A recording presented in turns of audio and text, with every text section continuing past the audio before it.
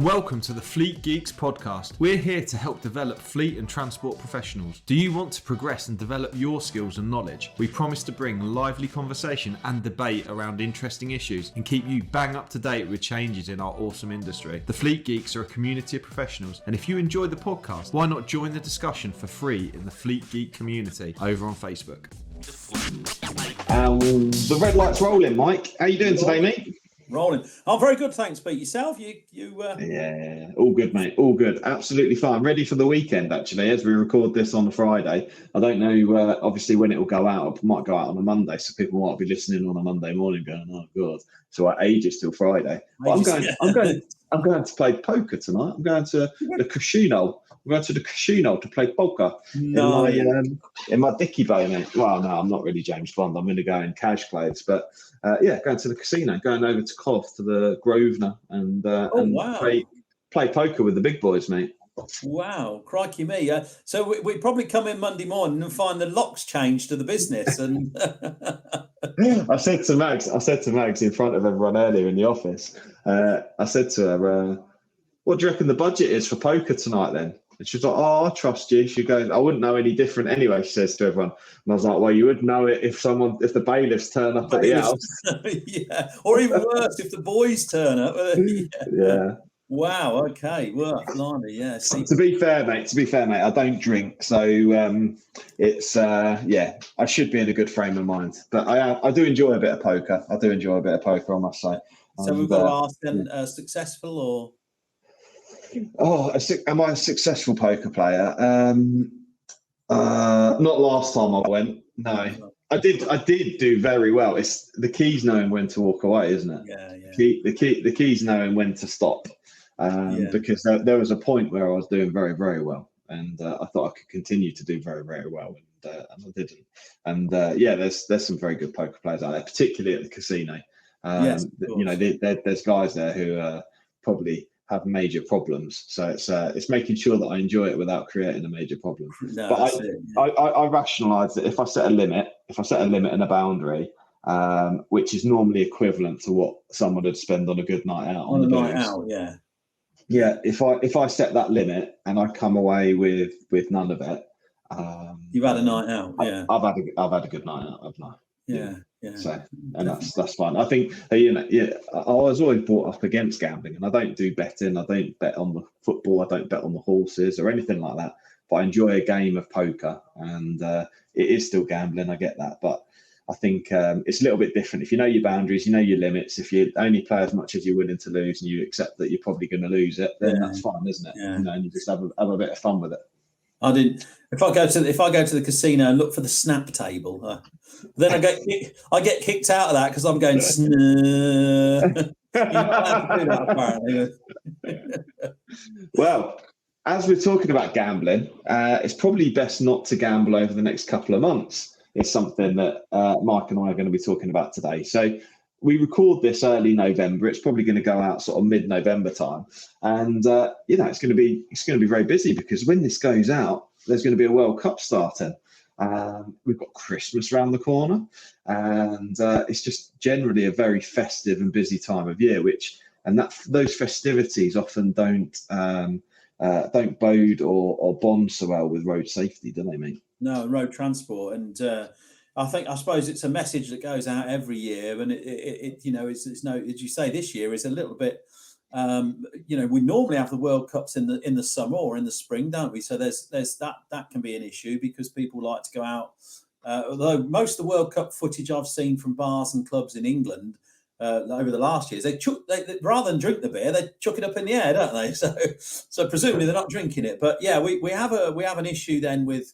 Obviously, drivers are human beings, and they're entitled to a life like anybody else is, and they do, sometimes they are being known to enjoy, to enjoy themselves, which is fair enough, isn't it? But it does set us some challenges, doesn't it, Pete, in terms of our drink and alcohol policy. So what do we know about that? Yeah, absolutely. I think it's vital that you have one, and I think it's vital that we do test as well. I think that's ad hoc testing is a really good proactive way of ensuring that we are doing our bit to maintain road safety and ensure that drivers are aware that they have to do their bit for road safety as well.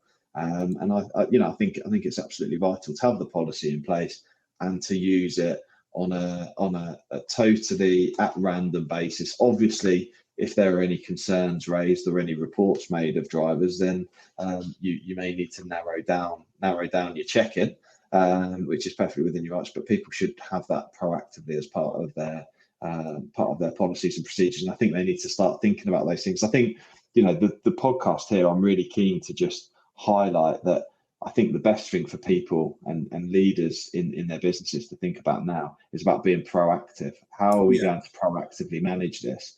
And understanding that they've got a diverse workforce and that some of them won't give a hoot about football. And it'd be good to know who those people are, because there's some people that won't give a hoot. But generally speaking, a lot of non-football people will get involved in a World Cup because it's, there's a lot involved there. And just proactively starting to understand who's going to want certain times and games off and those kinds of things. Because I think the other thing is the haulage industry is coming into a very busy time of year as well. We've got a lot of goods shifting around the country. High value stuff moving around the country. There's lots.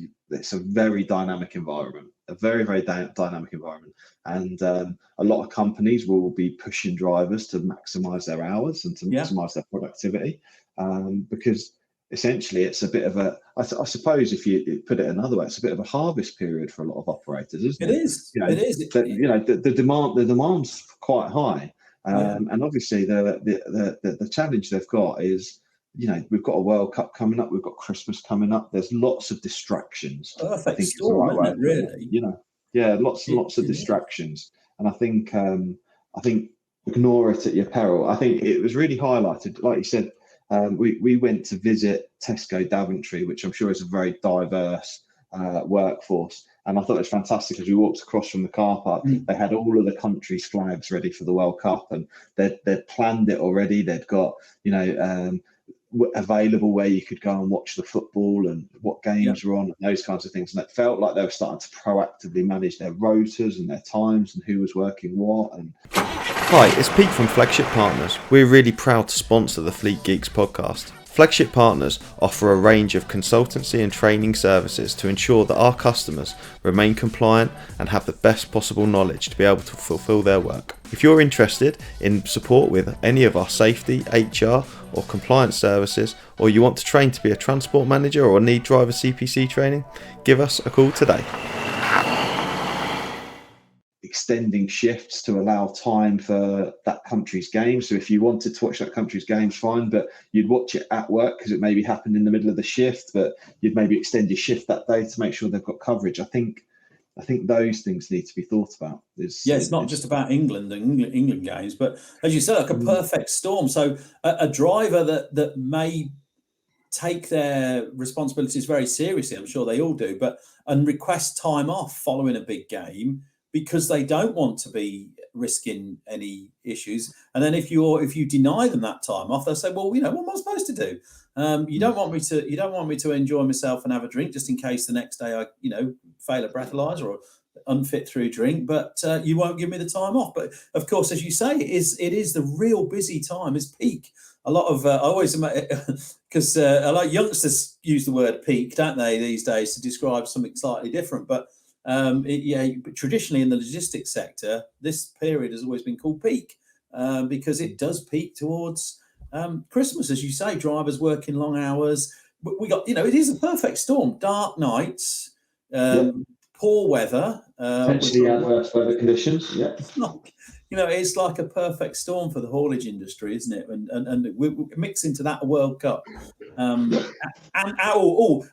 impending war and doom in Ukraine, and a financial crisis that's going to send us back to the 1920s, and we're in a rot old state, aren't we? So you're right. It's going to be a busy couple of months. So what should fleets do to prepare then, Pete? What do you reckon?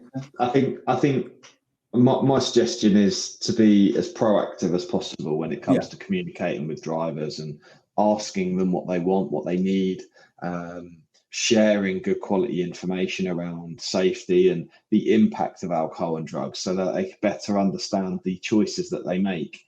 Obviously they have drivers have free time. We don't expect everyone to behave like an angel all of the time. People want to enjoy themselves and have a drink, but I think it's about sharing the responsibility and the challenges. So now would be a really great time. I think now would be a really, really great time to think about having toolbox talks around drugs and alcohol, toolbox talks around, what the strategy is over the next 6 to 8 weeks in their business, what the business demands are going to be, and how they can be dynamic with supporting their team members achieve what they want to as well. And then obviously also I would suggest around the adverse weather conditions, potential adverse weather conditions as we're due to. We've had very mild weather. October, beginning of November. I'm here now chatting to you. You can't see them at the moment, but I'm in a pair of shorts and sliders, more because my foot's damaged. But it's been very temperate, hasn't it, for the time of year? And you know what? That can change. I was just thinking that. I can't remember. I mean, probably the beast from the east, but I can't remember the last couple of winters have been really. We haven't had much. I know we go out and we talk. This podcast hopefully goes out to people all over the country, but where we are in the sort of East Midlands, we haven't really had bad weather for a couple of years since the beast from the east. Probably not. Yeah, no, I think it's a couple of years since we've seen any snow, isn't it? So we've got to be for it. Yeah, we've got to be due. We've got to be due some adverse weather at some point, and that can obviously come. It doesn't take long for things to turn from that point of view. So I'd definitely be thinking about being proactive with having those conversations with drivers now and documenting that's been done and being proactive, so that in a future episode you might listen to our contingency planning. But essentially, this sort of feeds quite well into that conversation that we were thinking about. What do you do when the worst happens? Well, we're talking now about the things you can do proactively to make sure that you are well prepared, and protected. Yeah, well prepared. Yeah, and that that everyone's properly aware of their responsibilities and what's expected. So yeah, what do you reckon, mate? No, I think definitely. And if that's just a few, just take an hour out of your time somewhere and find a nice quiet space and just have a think about how it's going to impact your business, your operations, your drivers. Just scribble a few things down on a piece of paper, and that you might save yourself a whole lot of trouble a little bit later on. But who knows? It could be a quick World Cup for England. They could be. Who knows? It really is one of those. I think nobody really knows how it's going to go in terms of that. But no, it jumped out then, didn't it? You never guess what happened there. I don't know what the recording's going to be like, but Shani turned the freaking Wi-Fi off. Oh no!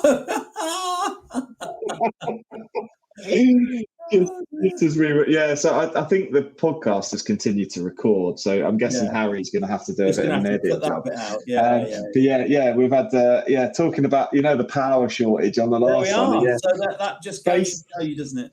I'll tell you the story. Mags has done the bloody Christmas lights, hasn't she? And it's only the 4th of November as we record this. So Shani's got confused between the switches and switched the bloody Wi-Fi off mid-podcast.